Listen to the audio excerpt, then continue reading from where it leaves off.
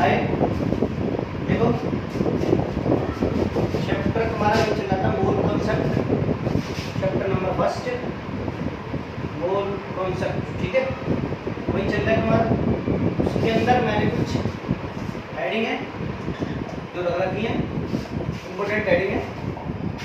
मूलक द्रव्यमान, प्रतिशत संगठन, मूल अनुपाती सूत्र और आणविक सूत्र, और नेक्स्ट इसका सीमांत अभिकर्मक, ठीक है।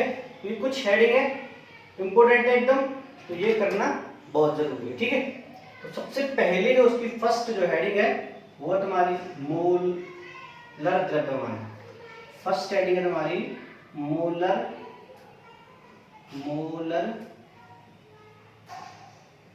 द्रव्यमान, ठीक है बेटा। इसे बोलते हैं मोलर मास, मोलर मास। तो ये मोलर मास आखिर होता क्या है? तो देखो सिंपल है, नाम से पता चल रहा है। मोलर यानी कि मास और द्रव्यमान यानी कि वजन, यानी कि उसका जो वेट है, उसका जो द्रव्यमान है, मास है, वही है, ठीक है। तो किसी पदार्थ के मोल को द्रव्यमान में व्यक्त करना ही मोलर द्रव्यमान कहलाता है। देखो परिभाषा, किसी मोल, किसी पदार्थ के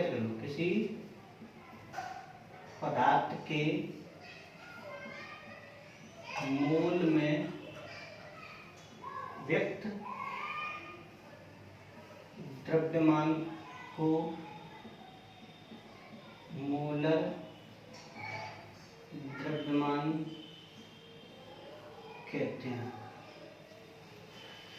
देखो जैसे कोई पदार्थ है, उसका जो वजन है अगर वो मोल में व्यक्त है तो उसे क्या बोलेंगे? मोलर द्रव्यमान। किसी पदार्थ का जो द्रव्यमान है वो मोल में व्यक्त है, उसे बोलते हैं मोलर द्रव्यमान।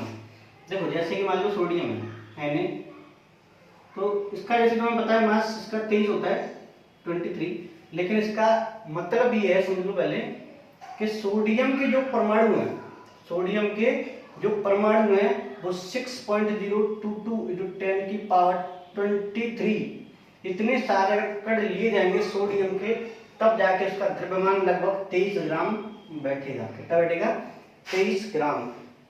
तो यानी कि अब सोडियम के एक मोल, सोडियम का अगर एक मोल लोगे, यानी कि एक मोल सोडियम का जो वेट है वो होता है 23 ग्राम। अगर तुमने सोडियम का 23 ग्राम वेट ले लिया तोल के, तो समझ लो तुमने उसका एक मोल ले लिया, ठीक है। तो एक मोल यानी कि 23 ग्राम, और एक मोल में तुम्हें पता है कितने सारे कण होते हैं? एक मोल में कितने कण होते हैं? 6.022 × 10⁻23 कण होते हैं एक मोल में। या तो तुम ऐसे बोल लो कि इतने सारे कणों का जो द्रव्यमान है वो है उसका 23 ग्राम, या ऐसे बोल लो कि 23 ग्राम सोडियम में इतने सारे कण होते हैं। तो सिंपल बात है कि एक मोल यानी कि किसी पदार्थ का जो द्रव्यमान है अगर वो मोल में व्यक्त है तो उसके द्रव्यमान का कहते हैं मोलर द्रव्यमान। किसी पदार्थ के मोल में व्यक्त द्रव्यमान को क्या कहते हैं? मोलर द्रव्यमान। आई होप समझ में आ गया होगा, ठीक है। तो देखो बेटा ये तो मैं से हमें देखते हैं कि जैसे कि मान लो कोई पदार्थ है, उसका तुम्हें मोलर द्रव्यमान निकालना है। जैसे मान लो कि CO3 है, यानी कैल्शियम कार्बोनेट। तो देखो कैल्शियम का वेट तुम्हें पता है 40 होता है, प्लस कार्बन का 12 प्लस ऑक्सीजन का 16 और 3 ऑक्सीजन है, तो 40 + 12 + 16 दिया 48 तो सबको मिलाओगे तो उसका हो गया 100 ग्राम। 100 ग्राम, 100 ग्राम का मतलब भाई साहब ये है कि यानी कि अगर एक मोल CaCO3 अगर तुम लोगे तो वो बैठेगा तुम्हारा 100 ग्राम, ठीक है। तो यानी कि मोल में व्यक्त द्रव्यमान को बोलते हैं, मोल में व्यक्त द्रव्यमान को बोलते हैं मोलर द्रव्यमान, ठीक है। देख तो आगे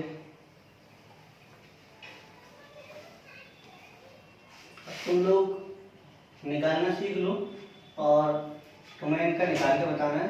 जो मैं तुम्हें दे रहा हूँ H2SO4 HCl C6H12O6 NH2 CO NH2 NH2 C6 H6 और CaO CaOH का होल ट्वाइस Na2SO4 NaHCO3।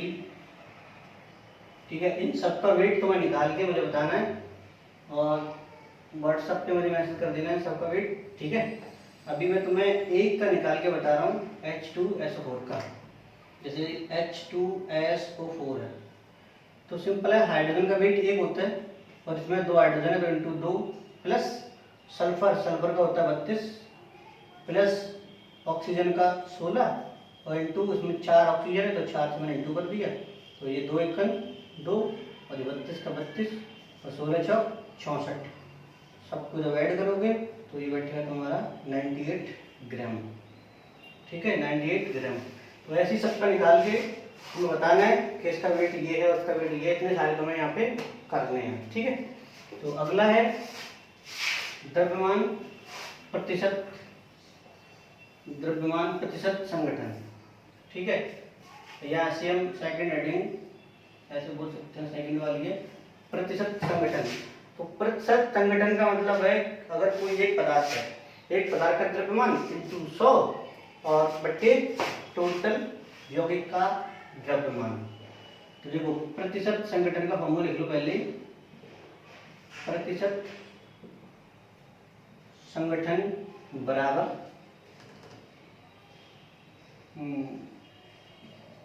किसी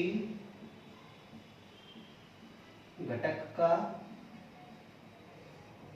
द्रव्यमान इंटू 100 बट्टे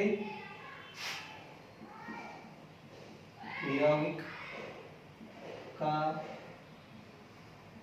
द्रव्यमान। ठीक है, तो ये तुम्हारा फॉर्मूला।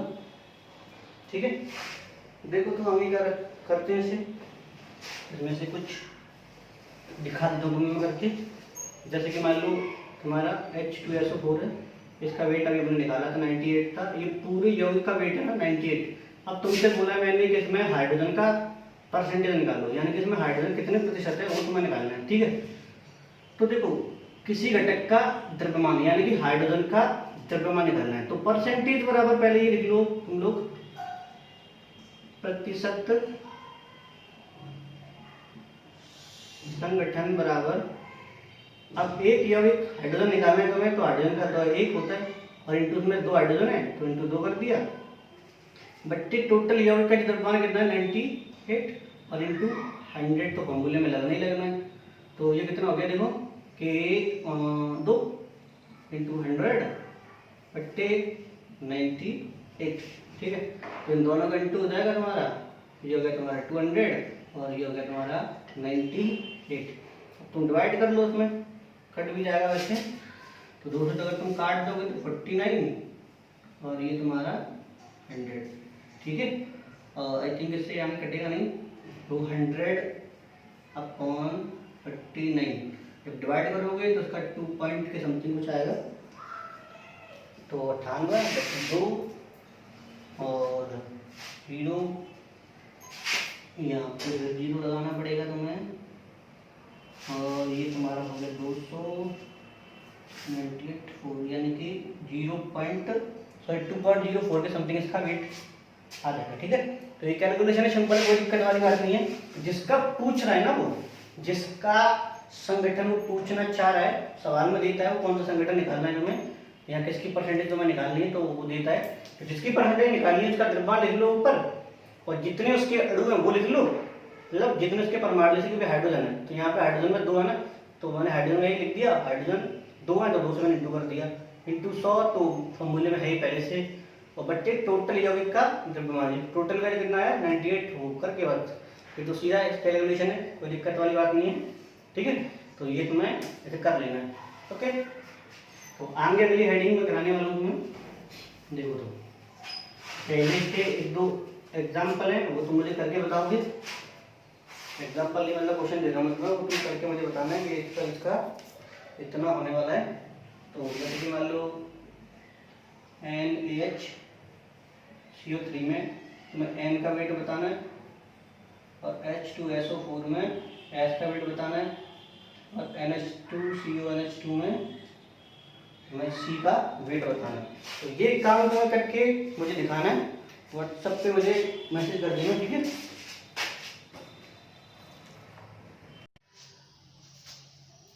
देखो तो तुम्हारी ये तीसरी हेडिंग है।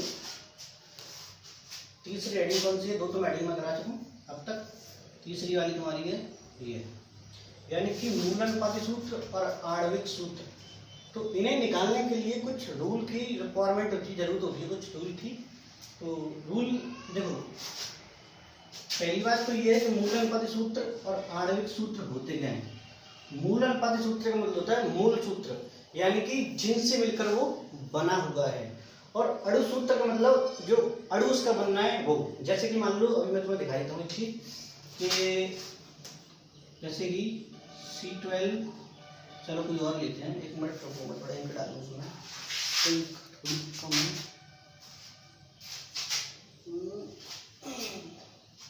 इंक डाल लेता हूँ, एक मिनट रुको थोड़ा सा।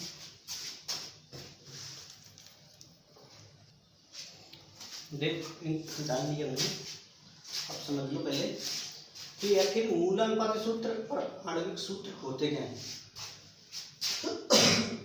मूलानुपाती सूत्र यानी कि मूल सूत्र, ठीक है। जो तत्व है, जो तुम्हारे यौगिक है, जैसे जो कोई तत्व है उसमें जो परसेंटेज है, देखो तुम्हें जैसे मैंने बताया था अभी प्रतिशत संगठन, तो यानी कि प्रतिशत संगठन हम निकाल सकते हैं। तो ऐसे ही अगर तुम्हें प्रतिशत संगठन दिया है तो क्या हम उसे यौगिक भी बता सकते हैं, कौन सा यौगिक है। जैसे कि मान लो कि H2SO4 है, जस्ट इमेजिन H2SO4 था, मैंने तो बताया था अभी, इसमें H निकालना है या S निकालना है। तो तुम्हें अलग अलग जैसे सबकी परसेंटेज दे दी जाए और सबकी परसेंटेज से तुम सवाल कर पाओ, यानी कि इस फॉर्मूले को बता पाओ कि ये फॉर्मूला इसका होना चाहिए। तो उन्हें बोलते हैं मूलानुपाती सूत्र। मूलानुपाती सूत्र का मतलब है मूल सूत्र, यानी कि जिन परमाणुओं से या अणुओं से मिलकर वो बना है उन्हें बोलते हैं मूलानुपाती सूत्र। और आणविक सूत्र का मतलब यह है कि वो कितने मतलब परमाणु से मिलकर बना है। जैसे कि मान लो कोई सूत्र है जिसमें H1 है और जैसे कि मान लो C1 है, H2 है और O1 है। तो अगर ऐसा है कोई एलिमेंट तो इसे हम बोलते हैं मूलानुपाती सूत्र। अगर मान लो जैसे कि C2H4O2 है तो उसे बोलेंगे हम अणु सूत्र।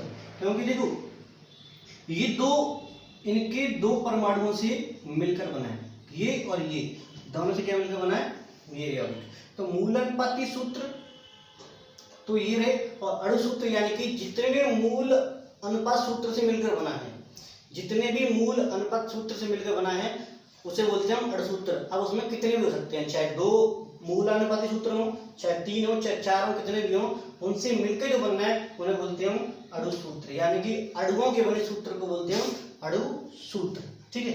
तो इसके लिए कुछ रूल है, पहले वो रूल देख लो तुम लोग।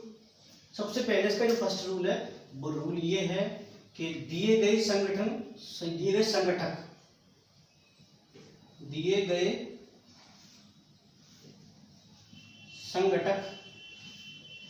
को प्रतिशत से ग्राम में बदलना, से ग्राम में बदलना। रूल नंबर उसका 2 है कि द्रव्यमान को जो ग्राम में तुम बदलोगे तो द्रव्यमान तो होगा, जाहिर सी बात है। तो उसका क्या है, मोल में व्यक्त करना, यानी कि द्रव्यमान यानी कि जो ग्राम में दिया है वो, उसे क्या करना है, द्रव्यमान को मोल में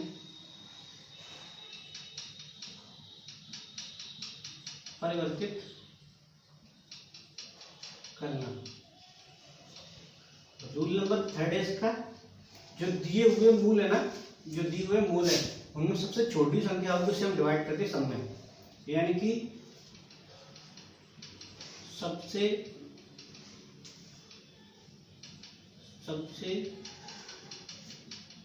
छोटी संख्या में संख्या में आए मोल से सभी के मूलों में भाग देना। चौथा इसका जो रूल है वो रूल ये है, दिए गए सभी परमाणुओं को व्यक्त करना। अगला पॉइंट इसका ये है, भाग देने के बाद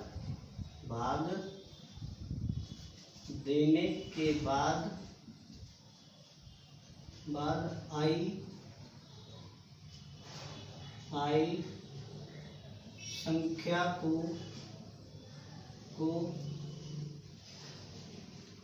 परमाणु के साथ लिखना। देखो अब समझ लो, पहले करना क्या, सबसे पहले जो तुम्हें कोई यौगिक देगा वो परसेंटेज में देगा, तो परसेंटेज से पहले तुम्हें ग्राम में चेंज करना है। सबसे पहले करना है तो परसेंटेज से तुम्हें ग्राम में चेंज करना है। तो ग्राम में चेंज करने के बाद क्या करना है तुम्हें कि उन्हें मोल में बदलना पड़ेगा। तुम्हें क्या बदलोगे, मोल में। जब मोल में उन्हें बदलोगे ना, तो मोल में बदलने के बाद क्या करना है, जो सबसे छोटी संख्या जो आएगी उस संख्या से सब में डिवाइड करना है तुम्हें। तो सब में डिवाइड कर दोगे, डिवाइड करने के बाद जो उसने परमाणु दिए हैं, चाहे कोई सी भी हो, उस यौगिक में जो भी परमाणु है उन सबको लिख लो। और लिखने के बाद फिर क्या करना है तुम्हें कि जो अभी तुमने भाग दिया था सबसे छोटी संख्या से, उसके बाद भी नंबर निकल के आ रहे हैं ना, तो उससे उन परमाणुओं के साथ रख दो। बस वही उसका कहलाएगा, वो कहलाएगा इसका मूल अनुपाती सूत्र। ठीक है, तो मैंने इसके लिए तो एक सवाल भी लिख रखा है, वो तुम लोग देख लो। अभी मैं तुम्हें करा देता हूँ, ठीक है।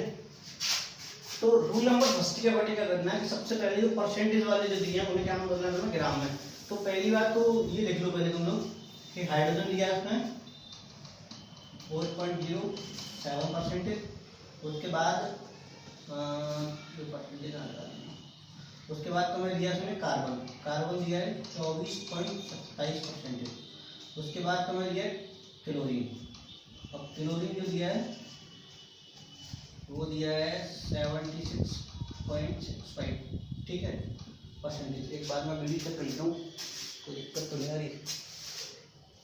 चलो कोई दिक्कत नहीं, एकदम क्लियर है, ठीक है। तो देखो अब क्या करना है तुम्हें, सबसे पहले ये परसेंटेज से ग्राम में तुम्हें चेंज करना है। तुम्हें करना कुछ नहीं, एकदम सिंपल है बिल्कुल, केवल परसेंटेज का निशान हटा दो, बाकी का वही बना रहने दो, ठीक है।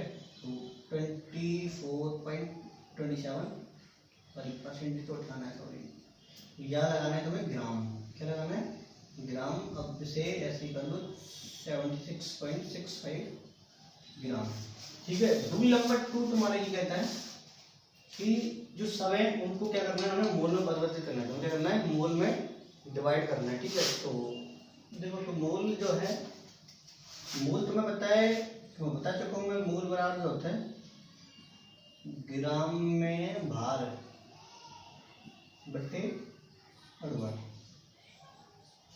ठीक है बेटा जी, अणुभार। अब पहले तुम चेंज कर रहे हो हाइड्रोजन को। तो देखो mole of hydrogen,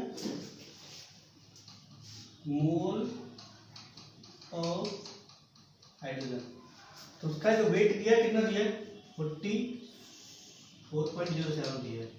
upon gram में भार हाइड्रोजन का होता है 1.004, तो यानी कि 1 के समथिंग हम ले लेते हैं, कोई दिक्कत वाली बात नहीं है, ठीक है। उसके बाद क्या करना है, इसमें तुम डिवाइड कर लोगे। और उसके बाद यहाँ से मोल ऑफ कार्बन, तो ये भी तुम्हें कर लेना है ऐसे 24.27, ठीक है। और उसके बाद कार्बन का जो वेट है 12.001 होता है, ठीक है। तो नेक्स्ट है मोल ऑफ क्लोरीन, जो कि तुम्हें पता है 76 बट्टे 35.5 होता है 33.5। ठीक है, इसका जब डिवाइड करोगे तुम लोग तो डिवाइड करने के बाद जो नंबर आएंगे ना उनमें सबसे छोटा जो नंबर होगा उससे समेट तुम्हें डिवाइड करना पड़ेगा। ठीक है, तो देख क्या करना है, इसका जब डिवाइड करोगे तुम लोग तो 4.07 आएगा। इसका जब डिवाइड करोगे तो 12 दूनी 24 2.021।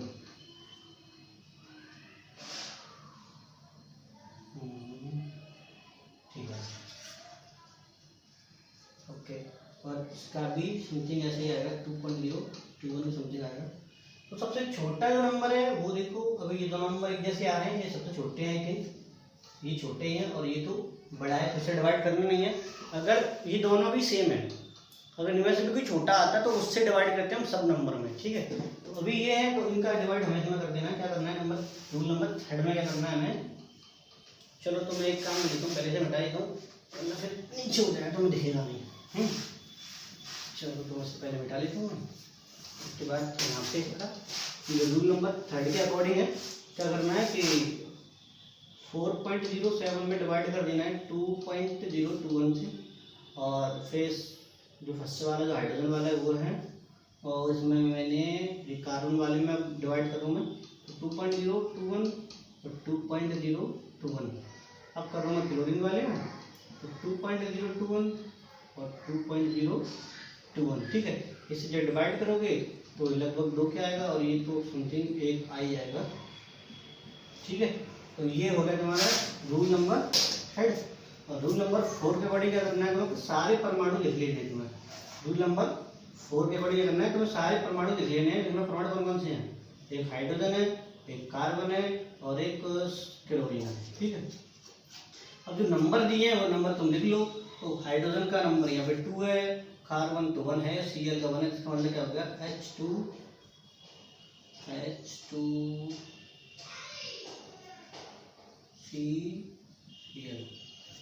ठीक है, तो ये तुम्हारा ऐसे बन जाएगा तुम्हारा। ठीक, बाकी का तुम लोग इसे ऐसे भी लिख सकते हैं, यहाँ पे ये C आगे लिख दो CH2Cl।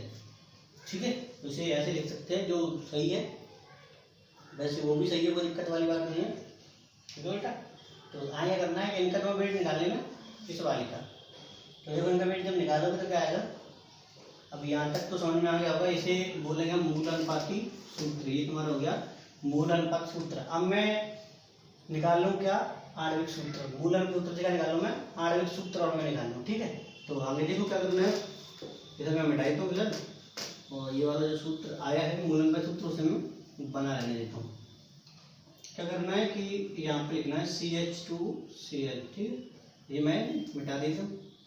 अब देखो इसका सूत्र निकालने के बाद ये 12 + 2 हाइड्रोजन वाला प्लस 35.5, इन सबको अगर तुम ऐड करोगे तो 12 ये हो गया तुम्हारा 14 + 35.5 ये हो गया। ठीक है, इन सबको ऐड कर लो तो 0.5 के 0.5 और ये 9 और ये हो गया तुम्हारा 4।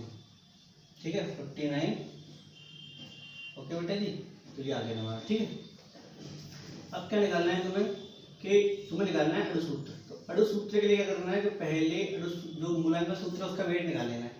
निकालने के बाद क्या करना है तुम्हें कि अणु सूत्र जब निकालोगे, अणु सूत्र में अणुओं की संख्या, अणु सूत्र में अणुओं की संख्या अगर तुम्हें निकालनी है तो क्या करना है कि जो तुम्हें आणविक सूत्र दिया है ना, आणविक सूत्र वो लिख लेते हैं यहाँ पे। देखो जो मूलक द्रव्यमान वाला आणविक सूत्र तुम्हें निकालना है ना, तो क्या करना है कि ये जो मूलक द्रव्यमान है वो लिख लो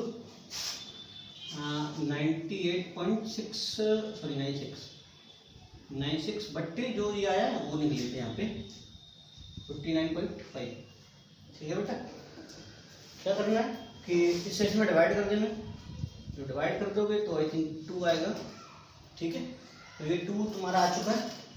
सिंपल है, देखो जब तुम्हें संख्या निकालनी है ना कि अणु सूत्र में कितने एटम है, मतलब तो जो एटम है कितनी संख्या में, तो क्या करना है तुम्हें कि जो मूलन पर सूत्र है पहले उसका वेट निकाल दो, उसके बाद आणविक सूत्र तुम्हें पहले से देगा ऑलरेडी।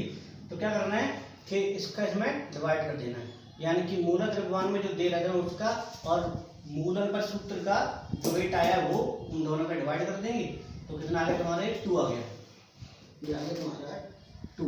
और उसके बाद क्या करना है तुम्हें अणु सूत्र बराबर ये लिख लेना तुम्हें यहाँ पे सूत्र बराबर क्या करना है, तो ये जो सूत्र है ना वो लिख लो यहाँ पे 2H2Cl। उसके बाद इसमें पूरे में 2 से इसमें इंटू कर देंगे ये वाले, इससे ये आया तो क्या बन जाएगा C2H4Cl2।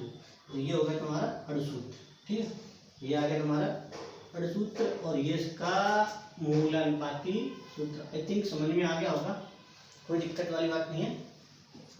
अगर फिर भी कोई दिक्कत है तो पूछ लेना, बाकी की हमारी किताब में इसके और न्यूमेरिकल दिए वो तुम लोग सॉल्व कर लेना। ठीक है, नहीं आए तो फिर मुझे पूछ लेना व्हाट्सएप पे। आगे देखो एक लास्ट हेडिंग और है बस, सीमांत अभिकर्मक। सीमांत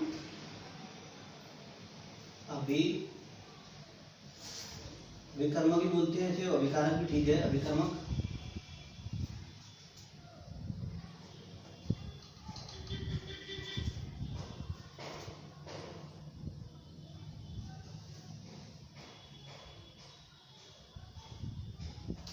सीमांत अभिकर्मक तो यानी कि जैसे मैं तुम्हें एक चीज बता देता हूँ कि C2 जैसे H2Cl2 gives us 2HCl। अब इसमें मान लो कोई पदार्थ कोई भी इसमें ऐसा हो जो जल्दी खत्म होता है, या जैसे कि मान लो कि अभी मैं इसका वेट जैसे 2 ग्राम में ये लेना पड़ेगा मुझे और 71 ग्राम मुझे ये लेना पड़ेगा, और उसके बाद ये ब्लू बन के आएगा। तो देखो यहाँ पे आई थिंक 73 ग्राम मतलब ये लेना पड़ेगा मुझे।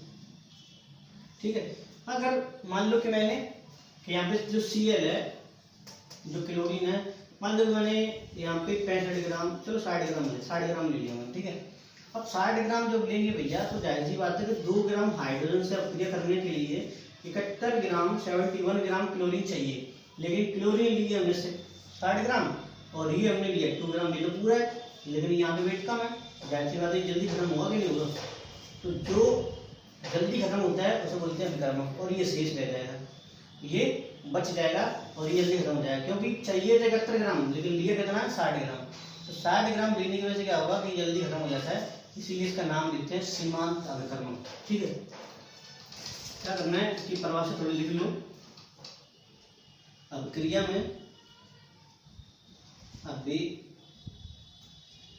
में जो अभिकारक